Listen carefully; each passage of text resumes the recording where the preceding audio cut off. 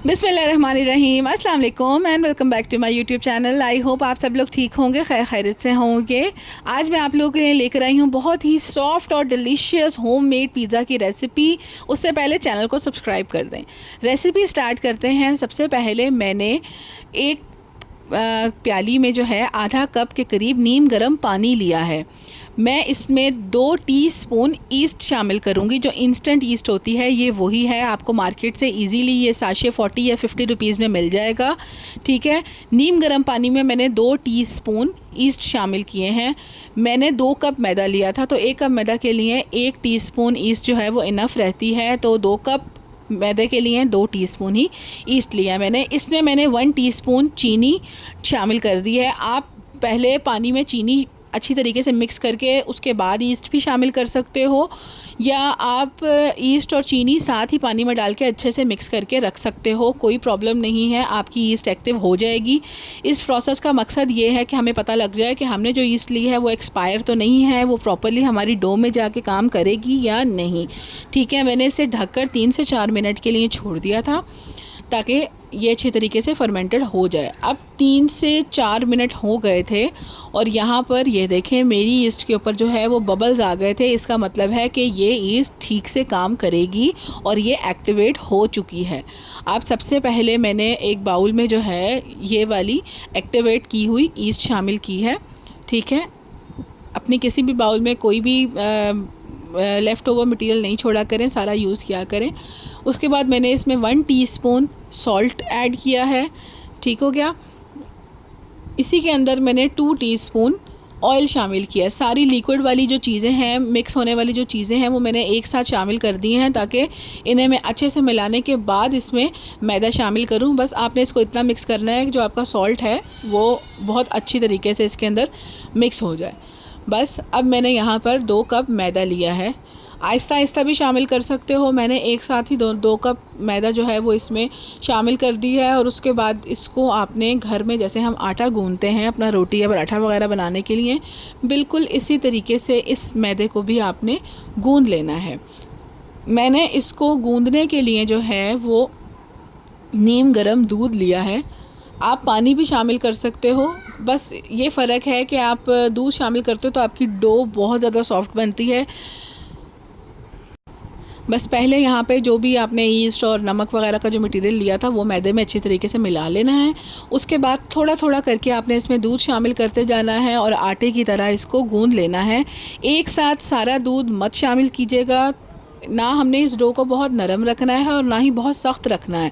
तो थोड़ा थोड़ा डालने का मकसद ये है कि हमें अंदाज़ा रहेगा कि किस पॉइंट पर हमारी डो जो है वो सॉफ्ट हो चुकी है। पिज़्ज़ा की जो मेन चीज़ होती है वो ये डो ही होती है।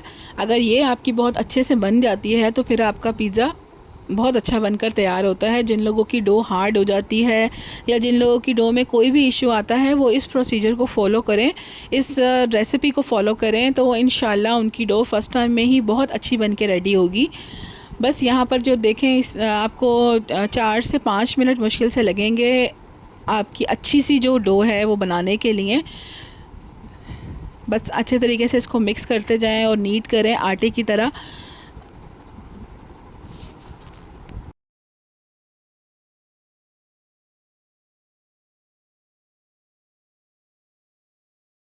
मेरे घर में सबको ही पिज़्ज़ा बहुत पसंद है, स्पेशली बच्चों को पिज़्ज़ा बहुत पसंद है। तो मेरी कोशिश होती है कि वीक में 1 दफ़ा या 2 दफ़ा जो है इनके लिए कोई ऐसा जंक फूड घर में ही बनाकर तैयार कर दिया जाए एक हेल्दी वे में, ताकि बच्चे जो हैं वो बाहर के खाने की ज़िद नहीं करें। और हम अल्हम्दुलिल्लाह मेरे घर में बाहर से कुछ भी ऐसा नहीं आता है। बच्चों की जो भी फरमाइश होती है, बच्चों का जो भी खाने को दिल होता है वो हम लोग घर में ही प्रिपेयर कर लेते हैं बहुत अच्छे से हेल्दी वे में। तो यहाँ पर देखें माशाल्लाह से मेरी डो जो है वो बनकर रेडी हो चुकी है आपके सामने। ये अच्छी सी सॉफ्ट सी है, हार्ड नहीं है। और मैं इसे अच्छे से जो है हाथ से गूंद रही हूँ। आपने भी बिल्कुल इसी तरीके से इसको गूंदना है। आपकी डो ऐसी हो जानी चाहिए कि ये आपके पैन में, बर्तन में और आपके हाथ पर जो है वो चिपकनी नहीं चाहिए। बस इस पॉइंट तक आपने डो को गूंदना है बहुत अच्छे से।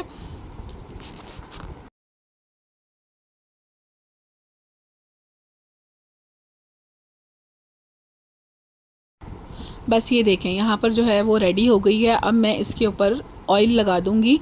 आपने इस पे अच्छे तरीके से इसके किनारों पर, बाउल के साइड्स पर और ना पूरी डो के ऊपर बहुत अच्छे तरीके से ऑयल लगा के रखना है, ताकि जो एक ड्राई लेयर आ जाती है इसके ऊपर वो ना आए। आपकी डो बहुत अच्छे से फूल कर इससे तैयार हो जाएगी। अभी आप देख रहे हो कि इसकी क्वांटिटी कितनी है, कि मतलब इतना पेड़ा है कि मेरे एक हाथ में आसानी से आ जाएगा। मतलब ये मुश्किल से 1 से 1.5 रोटी का पेड़ा है ये।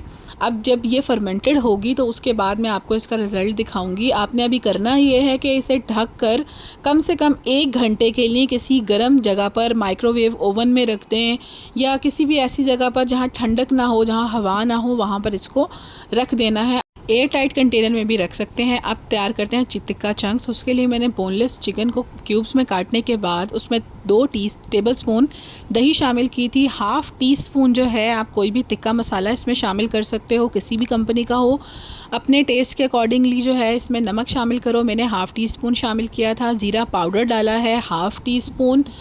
चिली फ्लेक्स शामिल किए हैं ½ टी स्पून। उसके बाद सोया सॉस मैंने इसमें डाला है आधा टेबल स्पून। विनेगर शामिल किया है 1 टेबल स्पून। ठीक है, बस ये सब चीज़ें इसमें शामिल करने के बाद आपने बहुत अच्छे से इसको मिक्स कर देना है। जितनी देर में आपकी डो जो है वो अच्छे से फूलेगी उतनी ही देर के लिए इसको मैरिनेट करके रख देना है आपने। आप चाहो तो फ़ौरन से इसको बना के तैयार भी कर सकते हो, कोई ऐसा मसला नहीं है। मैंने इसको 15-20 मिनट के लिए मिक्स करके मैरिनेट कर दिया था, ताकि इसमें भी बहुत अच्छा सा फ्लेवर आ जाए। बस 15-20 मिनट काफ़ी है इसको मैरिनेट करने के लिए। उसके बाद हम इसको तैयार करेंगे। टिक्का चंक्स तैयार करने का जो तरीका है वो बहुत आसान है। आपने एक पैन के अंदर 2 टेबल स्पून ऑयल ले लेना है।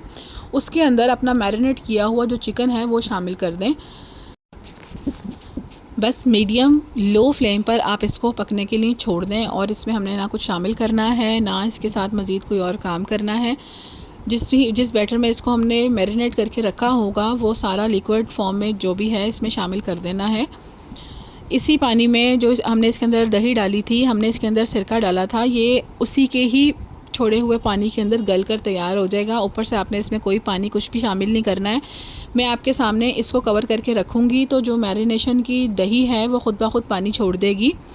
ठीक है, बस अच्छे से इसको हमने ऑयल में फैला दिया है और ढक कर पकने देना है। तकरीबन 5 से 6 मिनट बाद जब आप इसको चेक करोगे, आप इसको खोलोगे तो इसमें ऑलरेडी पानी होगा। टोटल जो इसका कुकिंग टाइम है वो 15 मिनट है। ये देखें आपके सामने, यहाँ पर मैंने इसमें कोई पानी शामिल नहीं किया है। ये दही और सिरका है। जब चिकन जो है वो गलने की तरफ आएगा तो दही और सिरका मतलब अपना उसी लिक्विड में इसको टेंडर कर देंगे। ये देखें माशाल्लाह से पानी इसमें खुश्क हो चुका था। यहाँ पर मुझे 15 मिनट लगे थे इसको टोटल रेडी करने में, और 15 मिनट के बाद मज़ेदार सा बड़ा स्पाइसी सा जो हमारा टिक्का चंक्स हैं वो बनकर रेडी हो गए थे। डो का काम हमने पहले कर लिया था, टिक्का चंक्स भी हमने यहाँ पर रेडी कर लिए हैं। बस ये एक कह लें कि आप मेन प्रोसेस होता है। मैंने साइड पर जो है वो सब्ज़ियाँ भी काट कर रख दी थी। अब हमने पिज़्ज़ा को बनाने के लिए जब इसको असेंबल करना है उससे पहले एक बड़ा सा आपने पतीला ले लेना है। हम ये नो ओवन पिज़्ज़ा रेडी कर रहे हैं तो इसके लिए मैंने एक बड़े साइज़ का जो पतीला है वो लिया था। घर का कोई भी ख़राब सा पतीला आप ले सकते हो, मेरे पास फ़िलहाल यही मौजूद था तो मैंने यही यूज़ कर लिया है। पतीला लेकर उसको आपने मीडियम फ्लेम पर प्री हीट होने के लिए छोड़ देना है। ठीक है, तकरीबन 15 मिनट आपको लगेंगे अपना पिज़्ज़ा असेंबल करने में। तो इतनी ही देर के अंदर यह आपका जो पतीला है वो अच्छे से प्री हीट हो चुका होगा। पर याद रखिएगा कि पतीला जो है वो आपने अपने पैन के साइज़ के हिसाब से लेना है, कि इतना हो कि आपका पैन उसमें आ जाए।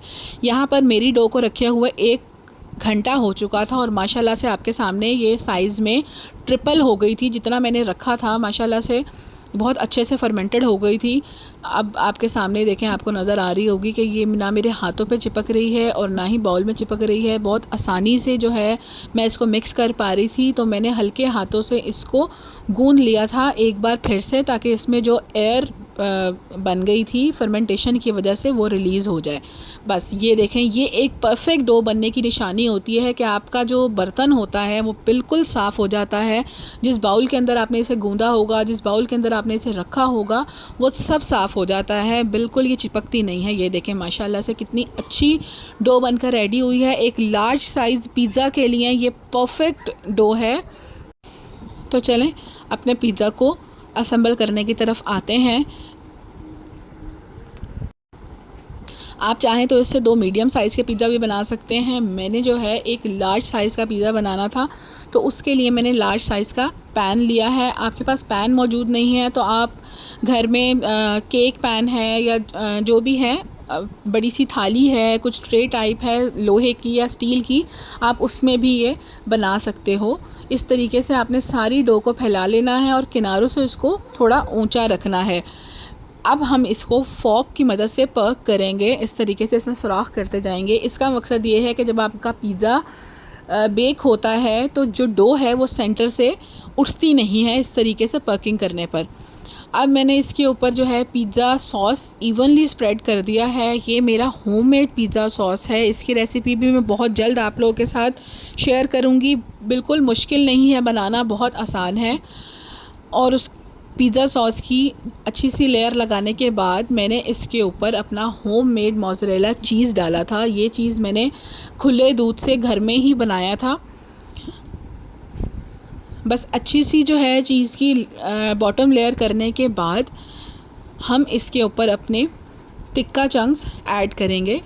असेंबलिंग वाला जो प्रोसेस स्टार्ट होता है तो उसके बाद बेकिंग जितनी देर में हो रही होती है तो सब्र नहीं हो रहा होता कि किसी तरीके से आप पिज़्ज़ा को बाहर निकालो, आपका पिज़्ज़ा बनकर रेडी हो और आप फटाफट इसको जो है वो टेस्ट करो कि किस तरीके का है। मैंने जो टिक्का चंक्स बनाकर रखे थे सारे के सारे मैंने अपने पिज़्ज़ा के ऊपर डाल दिए थे। वेजिज़ में मैंने इसके ऊपर चॉप किया हुआ टमाटो शामिल किया था, क्यूब्स में कटे हुए अनियन शामिल किए थे और क्यूब्स में ही कटी हुई शिमला मिर्च यानी कि बेल पेपर शामिल कर दी थी। आप अपनी मर्ज़ी से कोई भी सब्ज़ी इसके ऊपर डाल सकते हो, वो आपकी मर्ज़ी है, ऑप्शनल है। मशरूम्स ऐड कर सकते हो, ऑलिव्स ऐड कर सकते हो, कॉर्न ऐड कर सकते हो, ऑल डिपेंड्स ऑन यू। मेरे पास फ़िलहाल जो घर में अवेलेबल था मैंने वो सब ऐड कर दी है। उसके ऊपर मैंने चेडर चीज़ की अच्छे तरीके से जो है फिलिंग कर दी है। आपके पिज़्ज़े में चीज़ जितनी होगी उतना ही चीज़ीएस्ट आपका पिज़्ज़ा बन के रेडी होगा और उतना ही डिलीशियस लगेगा आपको। जो एक पिज़्ज़ा की जो एक चीज़ पुल आती है ना, मतलब मज़ेदार से चीज़ के साथ, वो बड़ा एक डिफरेंट हिट करती है। उसके बाद मैंने ऊपर से जो है वो गार्लिक पाउडर स्प्रिंकल कर दिया था। इसका भी जो फ्लेवर और जो अरोमा है वो पिज़्ज़ा के ऊपर बहुत ही आला किस्म का होता है। ट्राई करिएगा मेरे कहने पर। उसके बाद मैंने इसके ऊपर ऑरिगेनो लीव्स भर के शामिल कर दिए थे अच्छे तरीके से। तकरीबन मैंने 1 टीस्पून के करीब ऑरिगेनो लीव्स इसके ऊपर स्प्रिंकल किए थे।